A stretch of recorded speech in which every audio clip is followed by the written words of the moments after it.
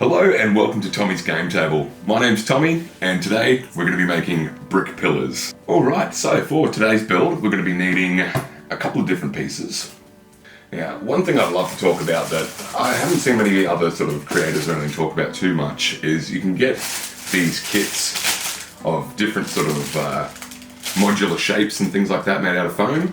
I got these ones from Lincraft. It was like maybe $5 or something like that. It's pretty cheap and you get a whole stack of these. They come in all different sizes and stuff like that as well. And that's what they look like when they're outside of the box. So we're going to need a couple of those.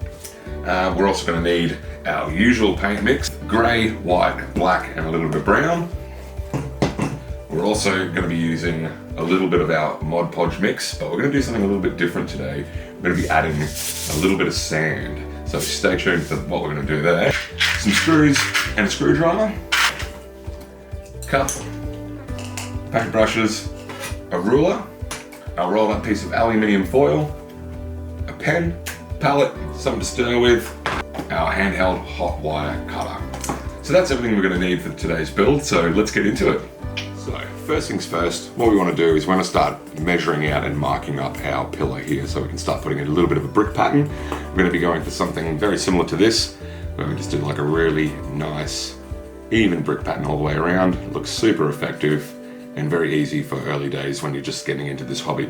We're going to grab ourselves a ruler, and this is about 145 centimeters. So what we're going to do is we're going to grab our pen and we're just going to mark out every centimeter and a half, roughly.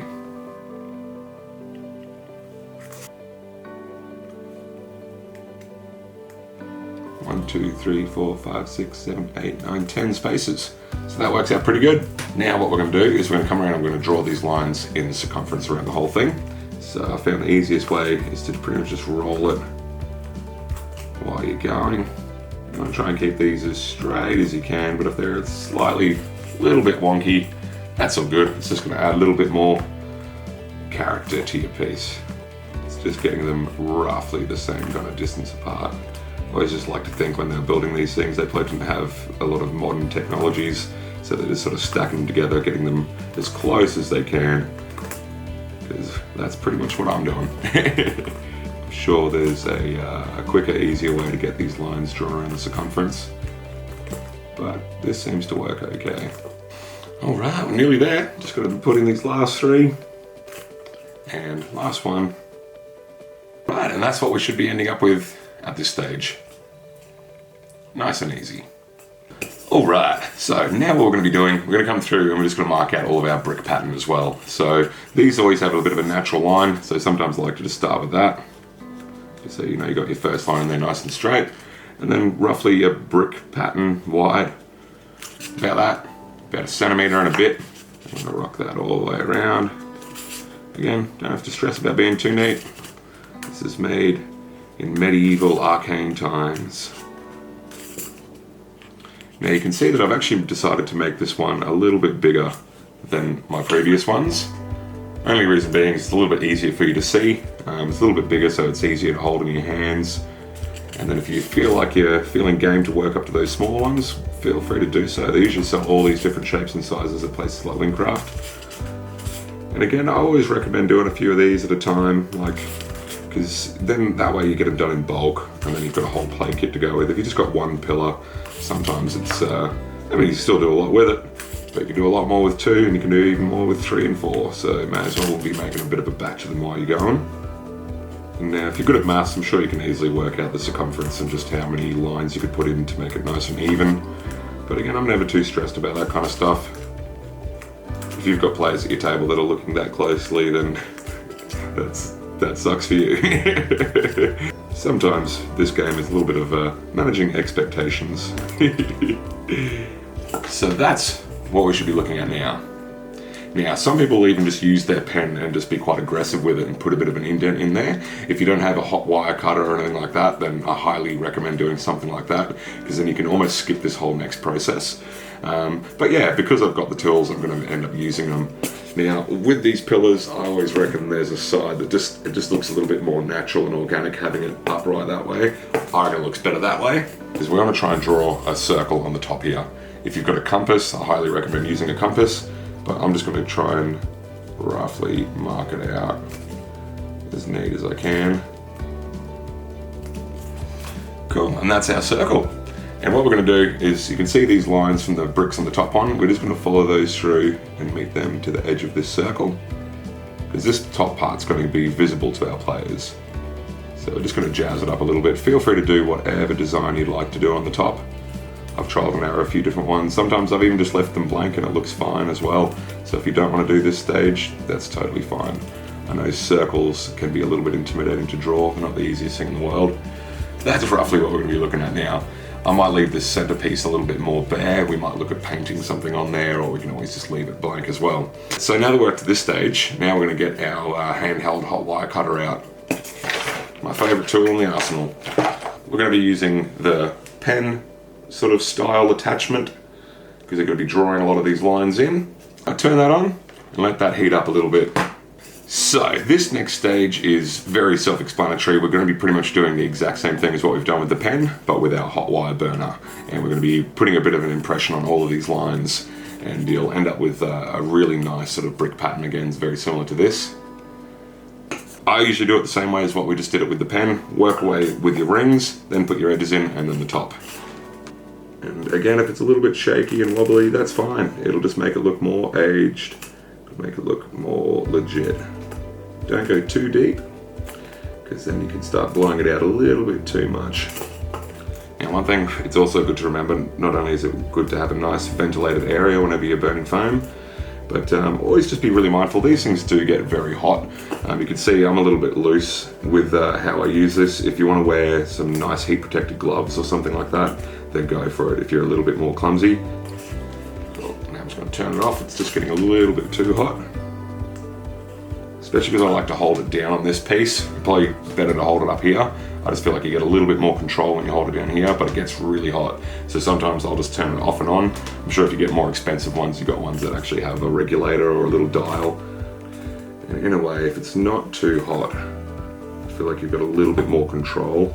You can kind of take your time a little bit, because when it's super hot, it'll just start blowing out big holes.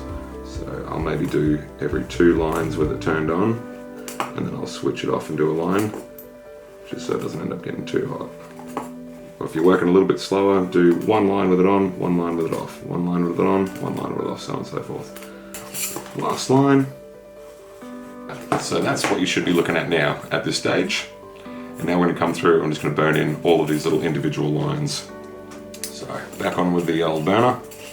Again, you can use a soldering iron or one of those wood burners. I've used a bunch of different things in the past because I didn't even actually know these things existed. But again, all those things are probably more expensive but more accessible. You can get those kind of things from Bunnings and stuff like that. These ones so far, I haven't ever seen any of these at a hardware store, but if you jump on Amazon, you should be able to find them on there.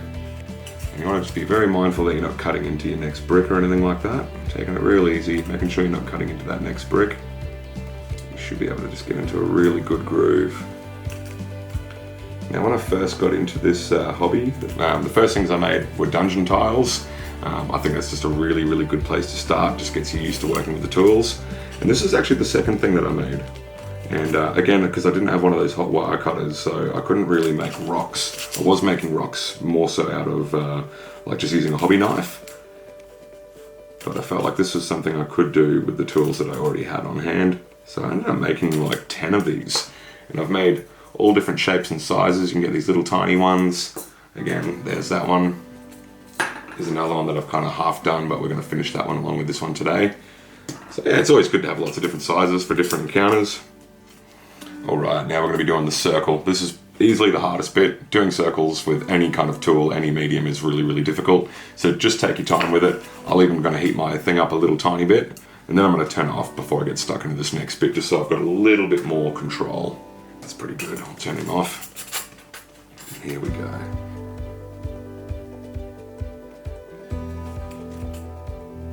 Alright, there you go. She's a little bit rough, but that's all you really need. Again, these are nice and aged pillars. So now we're just going to connect those little lines to that circle. Awesome, and there you have it. That's how you should be looking at this stage. It's not all that important to get it perfect, because once you've got all those bricks in there, it just looks great. even though we know there's a few that are a little bit sort of not as even as the others, but I think it just adds to the effect of making it look old and a little bit crude. Now, before we move on to painting, we're gonna grab our trusty little alfoil ball. We're just gonna come through and give it a bit of texture. Make it look a little bit more old and weathered. Now, there's no real right or wrong way of doing this. You probably can overdo it, so just be mindful of that. We wanna leave this base completely flat, so don't touch that. But come around the bottom edge of it. And also the top. Oh, we actually had a little bit chip away then. But again, this is going to be like our last build. That's going to make it look really cool. Like a bit is just chipped off naturally. Now again, you can make this even more detailed. If you wanted to grab your hot wire thin cutter out, you can even chop into this, or you can cut a little bit off the top and make it look like it's fallen in half and have two pieces. It really is endless. So this basic application of doing a brick pattern on a round surface, like you can just do it with so many different things. You can make towers for castles, you can make entrances, gates, ruins, all that kind of stuff. I just thought I'd do something that you can use as your own standalone scatter terrain. I just think this is a really good early on project for learning that. Another thing we need to do before we move on to paint is we're going to weight the bottom of it again using our same system as what we used with the rocks. So grabbing your screws, and same thing, we're going to use about 4, being mindful not to let it poke out the sides. It's probably more important for builds like this because it is quite full at the end. You can even see with this other one, I've actually hot glued a washer to the bottom of it. And it works really, really good. But because this is a little bit of a bigger base, I'm gonna go with the old school screw technique. Now, I would say you probably can overdo this stage. If you start putting in too many, it's gonna start expanding it and breaking up the foam. So just start off with your 4, and if you need to use more, use more. And again, we're gonna recess it into the foam as well. So it's just that little bit deeper. And there's no reason why you couldn't just get a bigger washer and glue it to the bottom of it. I just don't have bigger washers on hand. You could even do a bit of both. You could throw in your screws and then also glue a washer to the bottom of it. I might just add 1 more screw in there. All right, that feels way more sturdy. Beautiful. All right, so now we're gonna be moving on to our favorite bit of Mod Podge and black paint. But this time we're going to be doing something a little bit different. We're going to be adding a little bit of texture with some sand. Now, if you have access to sand, if you live near a coast or a quarry or somewhere where you can just get access to it and scoop it up into a jar, something like that should last you ages. If you don't live in an area like that, I bought this one for like $3 from a hobby shop. Seems expensive for sand, but it gets the job done. I've actually already got some of this mixed up because it's just a really handy thing to have on side. So I've got my normal black and Mod Podge mix, and this is the one that's got sand in it. But because I've got that already filled to the brim, I'm going to start a new one just so I can show you how to do it. So we're going to go a very similar process to what we've done with the other stuff with our non-sanded undercoat. So black paint, our Mod Podge as well. Remember, we're going roughly 50-50. I never measure this stuff out, just get it pretty close. And you're gonna grab a little stir stick, just a paddle pop stick. Start mixing that up. Sweet. So then that's very, very similar to our Mod Podge mix. And now this is where we add our sand. Now you can be pretty liberal with this stuff. So just chuck a heap in to start off with. Going about probably half of what we use with the Mod Podge and the black paint. And we're just going to start there, start mixing that in. Just a touch more. And this is kind of personal preference, you can definitely overdo it. So less is more with this stuff, you can always add more. But just add a bit, stir it in.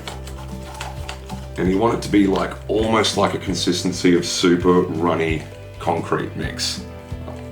So that's pretty much perfect that. So make sure we give it a good stir. Get all that sand, all that glue and paint mixed together.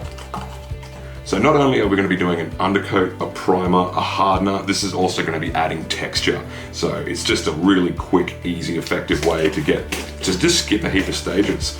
Because you just don't want to be doing all those boring jobs like slapping on undercoat and stuff like that. It takes a little bit of the love of the hobby out of it. So that's our textured black Mod Podge mix. Beautiful. Let's move on to some painting. So we're just going to get stuck straight into this one now, guys.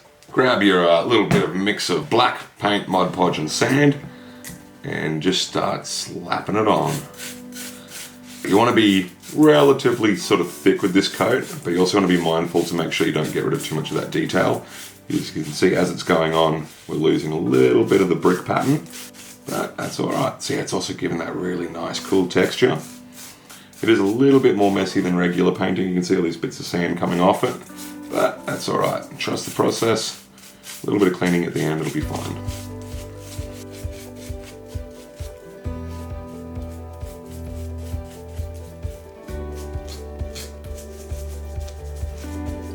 Now that you've got most of the thing covered, you just want to be coming through and just sort of wiping it away from a couple of areas that might take away a little bit of that detail.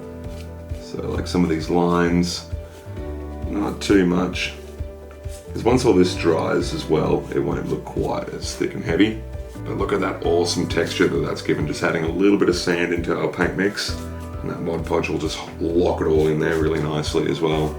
Don't get too bogged down in this stage. Just as little or as much effort as you want to put into this stage, just depending on how much you want to see that brick pattern coming through. Now I've decided to make another one as well while we're going, just while we're waiting for things to paint, so I'm just going to give that another quick undercoat. There's a couple of bits that I might have missed. Now we're just going to have to sit and wait for those ones to dry. Now that we've got these nice and dry, we're going to start off by grabbing our palette and a nice dry brush, and we're going to go a little bit of grey paint. So again, you can use the El Cheapo. I'm going to be using a little bit of the Vallejo. We're going to be going for our bit of a dry brush technique, but we're going to go pretty heavy-handed with this first layer. And then we're going to do things a little tiny bit differently on this one as well. There's our grey paint. Alrighty. Now one thing that's always good to have on standby at all times is just a little bit of paper towel. This is really handy for dry brushing as well. So get a little bit of that, get your grey paint, wipe a little bit of it off. You can notice a lot of the time I'll actually use my mess bench. And we're just going to start slapping this on. Now with this sand texture that we've done, by all means you can use this for your rocks and your dungeon tiles and all that kind of stuff. It looks really, really cool. I just didn't want to sort of get a little bit too involved too early on. I'm going to step up each build every single episode and teach you something new that you can add to any of your projects. You can see with this first coat, we're being pretty heavy-handed. We're just being mindful not to get too much of this grey paint in the cracks. So we still got that nice bit of black popping through to create a little bit of depth and some shadows. Look how good all that texture's looking. It's just picking up all that grey, but leaving a little bit of darkness in there. And don't forget to do the top. I'm just going over it, just making sure you haven't got any bricks that are too dark. Awesome. Look at that difference. Isn't that just absolutely stunning? And again, you could just do that and it'll look really, really cool on your game table. But again, we're going to take things to another level on this channel so you can learn some new tips. So we're going to come through and do our other one. Yeah, I just had a little bit of that chunk of sand and paint come off. It's totally fine. Just roll with it. You might have little bits coming off here and there. But the longer you leave it dry, or the better job you do with your blow dryer, then the less of this stuff that you'll have coming off. Beautiful. Look how good that looks. 2 pillars, first coat done, looking absolutely beautiful. For this bit, we're actually going to be using a little bit of brown paint, and we're going to use a slightly smaller brush. Whenever you buy these brush kits, it usually comes with a whole bunch of different ones, so just grab one about that size. I'm going to pop a little bit of brown paint in here. And what we're going to do, we're going to come through and just paint a random brick here and there with this brown. Similar kind of thing. You don't want to go too heavy with it because you want to leave a little bit of that sort of black undercoat coming through. So just pick a brick and start colouring it in. And we're just going to do a random brick here and there all the way up these towers. Now you don't have to use brown, you can also use like a terracotta or like a slightly different toned grey. In fact, we might even do a little bit of both. And don't be too stressed about getting these sort of higher points because that's all going to get dry brushed over as well. So you won't actually see much of that. So with this stage, you can kind of do it as much or as little as you like. You don't even have to do this stage if you don't want to. I think it just gives it a little bit more character. We're going to be throwing a wash over this one, very similar to our dungeon tiles that we did on the first episode. and that'll sort of blend it all in really nicely. Sweet, so pretty much just like that. Just some random bricks. Not too much rhyme or reason when you're doing this stage. I'm gonna do our other one now. There you have it. A little bit of brown on there. And now we're gonna grab a little bit of this colored gray. It's just a little bit sort of slightly different colored gray. And we're gonna do the same thing as what we did before with the brown, but with this color. Just randomly picking a brick here and there. Not too much rhyme or reason with this, but you can see the color difference with the grays. So this will just give it a little bit of, it'll just break up that sort of flat gray color that we've got across the whole lot. You can see all the different color patterns in there now, and this will just make it really stand out. Not too much, because right now it looks a little bit like a licorice all sorts. So we're going to throw a little bit of a wash over it just to blend everything in nicely. Beautiful. And there we have it. Two sort of multi-toned pillars. Now we're going to be doing a little bit more of a lighter dry brush. So we're going to grab our white paint. And we're going to just pop a little bit just in over the top of our grey. So just darkening up that white a little tiny bit. Get most of it off your brush. Light dry brush over this. And this is basically just toning all those colours down, blending them all in nicely to each other. And there we have it. That one's super easy stage. Okay, now for this stage, we're going to be using two different types of washes. I'm going to be using a brown wash and a black wash. We're going to start off with the brown one first. And this one we want to lather it on pretty hard, and then we're going to come back through the black and just make sure we try and get a little bit into all the cracks and all the details just to bring back a little bit of that black. Load it up into your brush and just start slapping it all over it.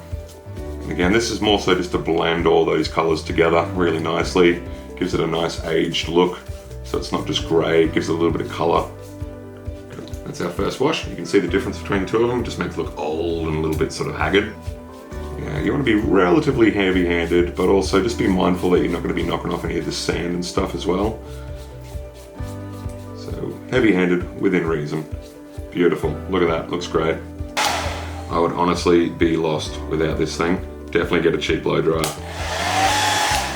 Alright, so now we're going to come back to this smaller brush. And we're going to use our black wash this time by Vallejo. This time we're just going to be focusing more so on the cracks. We want to try and bring back a little bit of that sort of shadow and that definition. So you start from the top, work your way down, and you're pretty much just going to be tracing these edges. Doesn't matter if you get a little bit outside of the lines, it'll kind of find its way all through there. Now I'm almost going through with a similar process as how I was doing the very first stage when we were marking all of this stuff out. Sort of working around the lines first that go around the circumference. And then we'll come back through and just highlight all of those other little mini lines that make up the bricks. And some people like to just slap this all over the whole thing and just let it do its thing, but I don't want it to get too dark. It's all about efficiency here at Tommy's Game Table. Cool, now that we've got all those sort of sorted, we're going to come back through and just fill in these little gaps. Beautiful. And you can see that difference there, just bring back those shadows. Looks absolutely beautiful. We're going to come back through and do our other one as well. I haven't actually got this one fully dry, so I was trying to be really mindful not to hold on to areas for too long, because your fingers can get stuck to it, and then before you know it, you're actually pulling off a little bit of your paint work, and then you're going to have to start that whole little section just for one little bit that you've pulled off. So just be very mindful of that, or be more patient than I am and let the whole thing dry before you move on to the next stage. Now, something I forgot to mention, when I was making this other one, I actually didn't measure anything at all. I didn't sort of get my ruler out at the start and measure out 1.5 centimeter spaces. I just freehanded the whole thing just to sort of see how it would go. I filmed both, but I decided to show the one that I've measured just to make things a little bit easier for you guys. But you can see, just like going in there and just start smashing it out also is really effective. And in my opinion, in this hobby, there's no such thing as a waste of time, because you learn so much. And like anything in life, you learn a lot more from your failures than you do your victories. So again, like we've had it in a couple of our videos now, like this little chunk that just came out, looks absolutely awesome.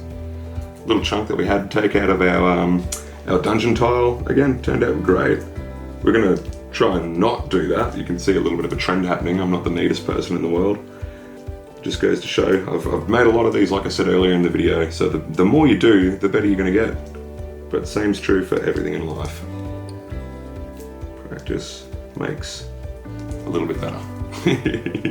Perfection is a long way away. And there we have it, folks. We've got 2 bricked pillars ready to rock and roll. We're going to let those ones dry, and then we're going to hit it with a little bit of a varnish, and that'll be pretty much it. Alright, and that's how they're looking dry. I think they've turned out absolutely stunning. I couldn't be more happier with those.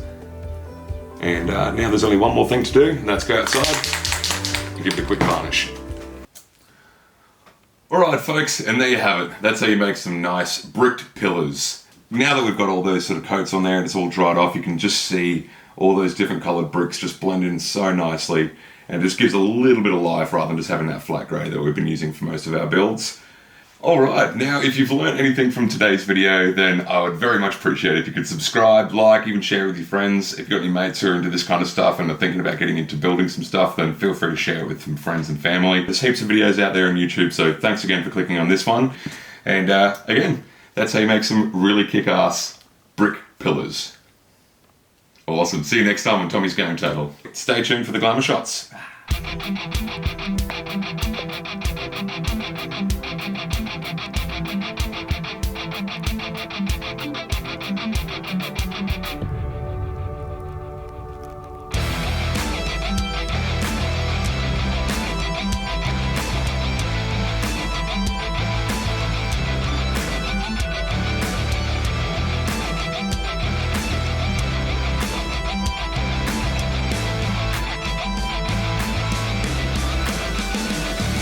Now, if there's anything that you weren't sure of in that build and you just like to ask some questions, feel free to, from that build, anything unsure, if unsure of in this video, feel free.